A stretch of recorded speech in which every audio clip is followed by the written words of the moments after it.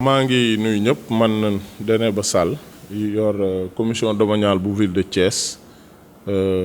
di ko doxal ànd ci ak le maire de la ville muy le maire Talla Sylla ñu àndandoo di liggéey boo xam ni vraiment ñu ngi koy def ci turu Thiès ci turu Thiessois ci collectivité locale bi nga xam ni moom le maire Talla Sylla jiite tey. waaw xam nga fan yi yëpp moom mbiru désaffectation ak réaffectation ak espace bi nekk avenue Caen moom la ñu bëri doon waxtaane su may wax ñu bëri nag dama ci jiital l'ancien juge Dème ak ñi nga xam ni ñoom la doon àndal ci xeex bi nga xam ni mi ngi ko doon xeex mais je crois que fi mu toll nii moom loolu mi ngi suñu ginnaaw parce que leer na nañ avenue Caen bi déjà wane nañu que li ñuy doon kaas naan dañu ko jël jox ko ay privé c'est 2 titres fonciers yoo xam ni ay famille yu dëkk Touba ñoom ñoo ko moom de façon très claire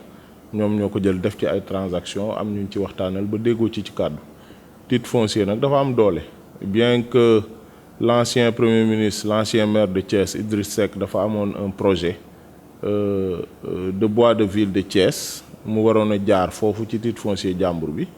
le maire de la ville de Thiès aussi Talla Sylla am ci un projet boo xam ne sax dafa waroon a commencer Covid 19 bi moo tax commencé gul woon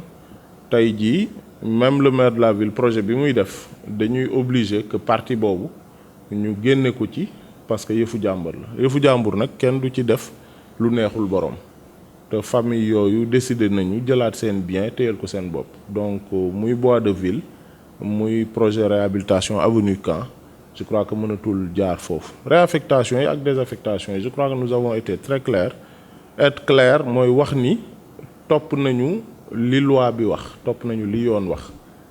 au-delà de ça sax foog naa sax jéggi nañ ko parce que boo demee Thiès Ouest moom foog naa rien que les communiqués def nañ ko une fois 6 mois defaat ko beneen 6 mois loolu rek c'est 1 an mu amaat sax benn répit parce que dafa amoon ay changement de préfet yu fi amoon au niveau de Thiès mu am aussi changement wu receveur des domaines Pascal jóge fi bàyyi Djibi mi nga xam ni moo fi nekk tey receveur des domaines mu toog ba tax même réaffectation yi ak désaffectation yi lu ci bëri tardé woon mais tey daal suñu xel dal na ci nous sommes quittes avec nos consciences sax laay wax muy la ville de Thiès les communes domaine cadastre urbanisme le préfet du département ak les délégués de quartier yi ko séq xam ni liggéey bi ni ñu ko waroon a defe nañ ko noonu ba tax li ñu ci doon wut muy le maximum de Thiessois am ay dëkkuwaay je crois que am nañ ko ci leneen liñ ci doon wut mooy lutter contre l'insécurité ci yenn quartiers yi nga xam ni dañu fa joxe woon ay terrain depuis plus de 25 ans kenn jëlu ko ba mu nekk ay dépotoir d'ordures je crois que loolu aussi réglé waale nañ ko ba tax koñ yi tey foo ci dugg nit ñaa ngi tabax terrain yi nga xam ni c'était des terrains nus loolu aussi il fallait que ñu wax ko beneen bi préciser rek liggéeyu commission domaniale bu ville de Thiès yamul rek ci ay désaffectation ak réaffectation chaque fois que mu am lotissement ci biir dëkk bi que ce soit mu nekk ci domaine national ou bien titre foncier de l'État ñun aussi dañ ciy intervenir pour préserver et sauvegarder les intérêts des populations de Thiès dinañ ci participer présider commission bi li ñu ci war a liggéey ñu liggéey ko ba tax li war a dem ci Thiès waaye vraiment mu yegg ci ñoom ni nga xam ni noonu la ci war a yeggee en termes de parcelles pour que ñu am ay dëkkuwaay commission domaniale bi aussi dafa am beneen liggéey boo xam ni da koy def te je crois que il faut que Thiessois yi ñu leeral leen ko mooy damay joxe fu mel ni route de Dakar 1 ak route de Dakar 2 nga xam ni depuis une vingtaine d'années ay nit ñi ngi fay dem ñenn ñi am ñu fa yoroon ay tool dagg ko jaay leen ko ñu tabax ci seen kër ñeneen ñi am ñoo xam ni de façon illégale la ñu defar ay acte de vente jox leen ñu dem tabax fa ay kër ñeneen ñi nag ñëw rek fekk espace bu libre ñu dëkkee tabax fa seeni kër ñooñu tey ñi ci ëpp la vérité mooy que ñun la ville de Thiès nous sommes obligés ñu taxaw seen wet fexe ba comme tabax nañ fa tabax bu jéggi dayo ñu fexe génnewaat yoon yi muy li ñuy tuddee restructuration fexe ñu am yoon yu baax ba pare nag fexe ñu am ay këyit yu baax loolu la ñu tuddee opération de régularisation këyit yu baax mooy ñu am ay acte yoo xam ni muy ville de Thiès ak communes yi ak cadastre ak urbanisme ak préfet du département dañ ciy ànd suñu paree receveur des domaines en tant que rapporteur de la commission génne acte yi ci turu ñooñu nga xam dinañu mën a jël seeni këyit wuti ay autorisation de construire pour ñenn ñi nga xam ni tabaxaguñu ñenn ñi dem wuti ay fu ñu nu ñu leen lebale banque pour ñu tabax seeni kër ñu commencé aussi dem fay ay frais de bornage fay impôt sur le foncier bâti bi nga xam ne bu ñu ko defee dina dugg ci gafak mairie yi duggaale aussi ci gafak état bi jaarale ko ci domaine fu mel ni route de Dakar 1 wax naa ko léegi fu mel ni route de Dakar 2 ñi ngi ci la même procédure di ko waaj a commencé fu mel ni Balabé 2 ñi ngi taxaw pour que cette procédure là commencé ba ñi war a jot seeni suuf jot ko pour Balabé 2 sax man recevoir naa fan yi mujj rek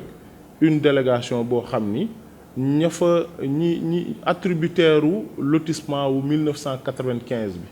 nga xam ni période boobu code général des collectivités locales joxagul nag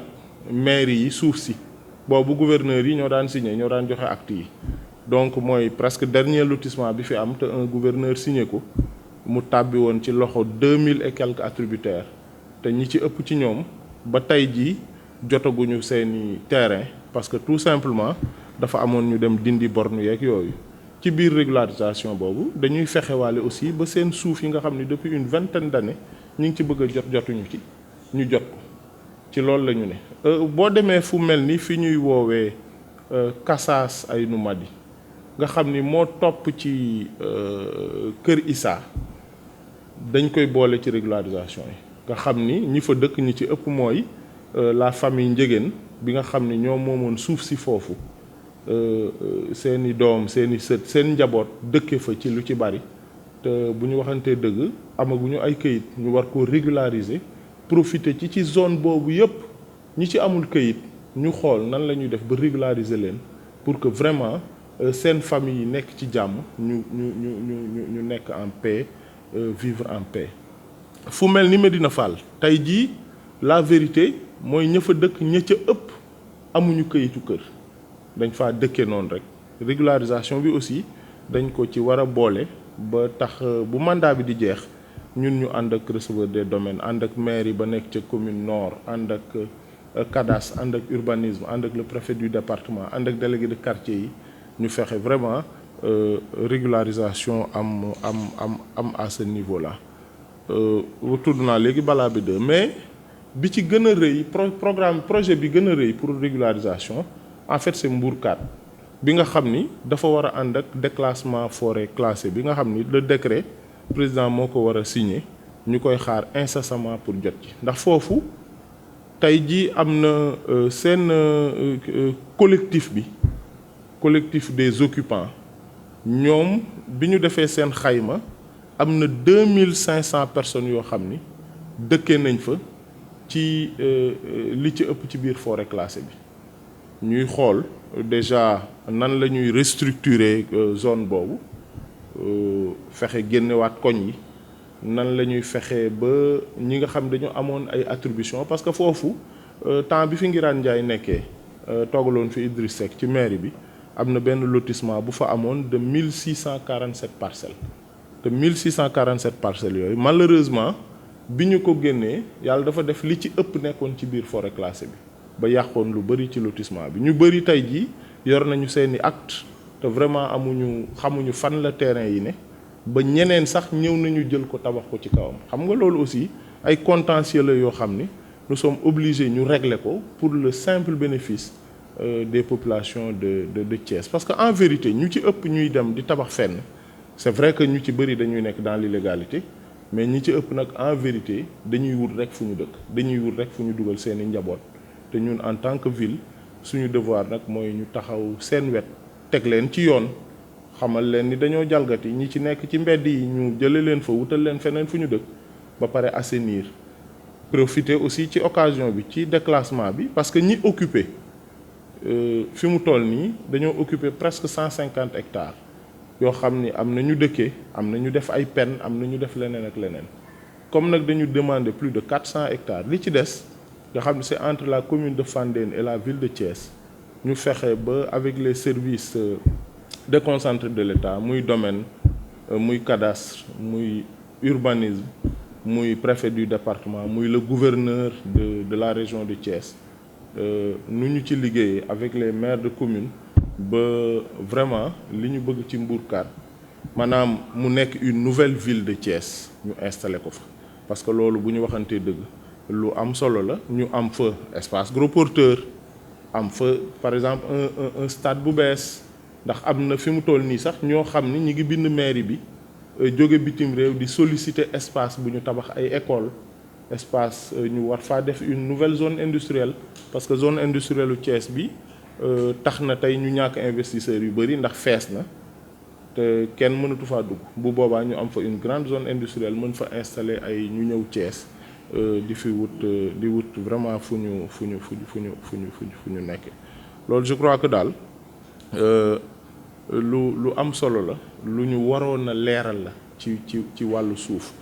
suñu liggéey aussi tous les jours mooy di taxaw ci ay contentieux parfois nga gis ñaari Thiessois yu jotee ci wàllu suuf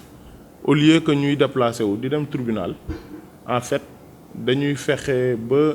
fii nekk comme genre prud'homme yooyu am France nga xam ne au lieu que ñuy dem tribunal di fa porter ji plainte day fa am benn genre tribunal boo xam ne du ñu ay juge ñoom ñooy daje rek waxtaan ak ñoom ba ñu juboo ci kàddu tous les jours dina am ay contentieux yu opposé ay Thiessois ñu ñëw toog ñu waxtaanee ko ba juboo ci kàddu bu ñu xëyee aussi xaar le maire de la ville am na ñuy def demande de parcelle mu jaar ci moom mu imputé ñu ko wax ne nañ ci liggéey xool exactement lan la ñuy wut ñu liggéey ci am na ñoo xam ne aussi ci biir dëkk bi ci seeni koñ dinañu former ay collectif am ay jafe-jafe suuf ñu ñëw ci ñun aussi waxtaan ak ñun li ñu ci war a dox te maire de la ville Talla Sylla di ñu ko yónni pour ñu dox ko ñu waxtaan ci receveur des domaines ndax nag la vérité mooy ay receveur de yàgg nañ fi jaar mais moom disponibilité bi mu am muy jibisi ak ouverture bi mu am ak nuñ koy solidarité bi mu am avec la ville de Thiès et même avec toutes les collectivités locales yi nekk ci biir ville bi moo tax suñu jokkoo ak suñu liggéey ak moom gën a yomb te nag diggante bi entre ville de Thiès ak domaine ci ginnaaw avant moom muy ñëw yàqu woon na ba dara mënul woon taxaw ci dëkk bi mais tey jii moom muy jibisi nekk receveur des domaines ak le maire de la ville de Thiès Talla Sylla dañuy jokkoo ci lu bari di waxtaan ci lu bari di régler ay problèmes d'ailleurs jokkoo bi sax moo indi tey ñu am terrain bu baax bu ñu def centre gériatrique bi fële ca wetu antenne ba booy dem côté sud du stade ñu amaat un autre terrain bu ñu affecté la ville de Thiès ñu fay tabax kër xale yi jokkoo bi ñuy jokkoo moo tax tey quartier boo dem ci fi ñu def ay désaffectation mu am maison des jeunes am maison de quartier ñu wut ci yenn quartier yi ay poste de santé yenn quartier yi ñu fexe sax ba organisation yu mel ni Arcos yu nekk Thiès ñu jox leen fa terrain fu mel ni Grand Standing jox Thiès jox waa ODCAV benn terrain boo xam ne amoon na benn litige bu ndaw sax que nous sommes en train de régler pour que vraiment waa ODCAV am aussi foo xam ni dinañ fa tabax seen siège fexe aussi ba xalif général des xaadres bi nga xam ni chaque année bu ñëwaan xaadre yi ñu ngi ko daan dalal fii ci avenue Camp bi ci suufu garab yi ñu wutal leen benn parcelle bu baax à Grand Standing nga xam ni xalif bi bu ñëwee au lieu que muy nekk léegi ci suufu garab yi ñoom ñu profiter tabaxal ko foofu dem yóbbu ko foofu loolu daal fexe nañu ba relation yi ville de Thiès à la tête de laquelle le maire Talla Sylla ak les domaines bi nga xam ni jibisi moo ko jiite seen relation yu baax moo tax li ñu bëgg a régler ci dëkk bi yëpp bu ñu waxantee dëgg ñu ngi koy régler relation yu baax yooyu moo tax mécaniciens yi bi ñu leen bëggee jëlee ci zone industrielle bi le maire de la ville ak jibisi waxtaan ba tax tey jii ñu jox leen fa waroon nañ leen jox sax lu mat 4000 mètres carrés mais dans un premier temps ils ont sorti 2500 mètres carrés jox ko mécaniciens yi loo xam ne amul woon depuis plus de 20 ans ñu jox leen ko vraiment ñu am fu ñu toog yii nag li tax ñu koy wax pour wane ni rek mbir mi yamul ci ay désaffectation ak ay réaffectation yamul ci ay lotissement kese mais dañu fi nekk aussi tous les jours di nekk ci soxlay askan wi ci soxlay Thiessois yi di seet nan la ñu koy lijjantee vraiment ba li ñu soxla li ci ëpp daal ñu am ko di wax rek entre la ville moom ak les services déconcentrés de l'État lépp a ngi dox normalement di wax tamit que amul loo xam ni lenn loo xam ni ci wàllu suuf muy désaffectation ak réaffectation muy lotissement muy leneen ak leneen def nañ ko te ànduñu ceeg maire commune yi ànd ceeg maire commune yi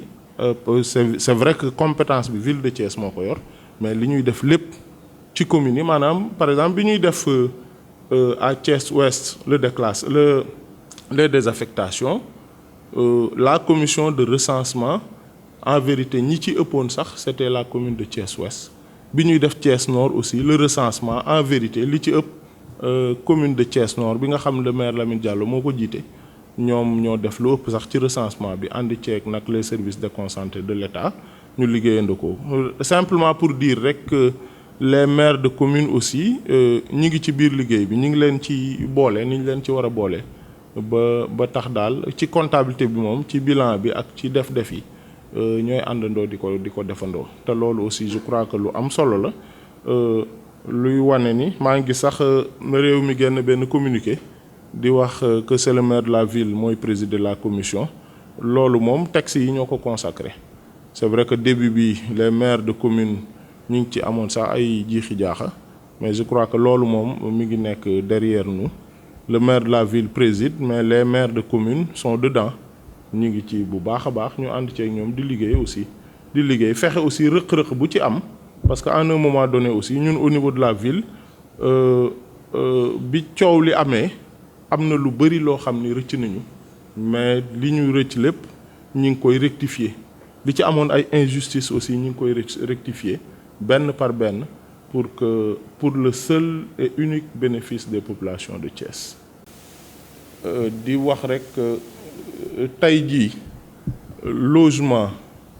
mooy problème bi gën a rëy ci dëkk bi ci Thiès maanaam am foo dugal sa waa kër ndax location bi cher na état bi jëloon na ay mesures mais mesures d'accompagnement yi mu war a àndal xam nga loi moom boo koy appliquer day amaale mesure d'accompagnement mais mesure d'accompagnement yooyu amul ba tax lenn rek la ñu mën a am déjà état bi les logements sociaux yi muy tabax mu gaaw ci ensuite au niveau des collectivités locales ñu fexe vraiment ba population yi ni ñu war a jote ci suuf si ñu jote ko noonu ku nekk am dëkkuwaay su ko defee ñëpp mën a am ci jàmm ku nekk ñi ngi ñaanal daal ku nekk ci dëkk bi Thiès nga am foo dugal sa njaboot nga fooy suturloo ndax nag ñëpp loolu borom kër yëpp loolu la ñuy ñaan ñu ngi sant ñëpp di leen gërëm di encore une fois gërëmaat population Thiès ci confiance bi ñu am ci seen maire de la ville bi nga xam ni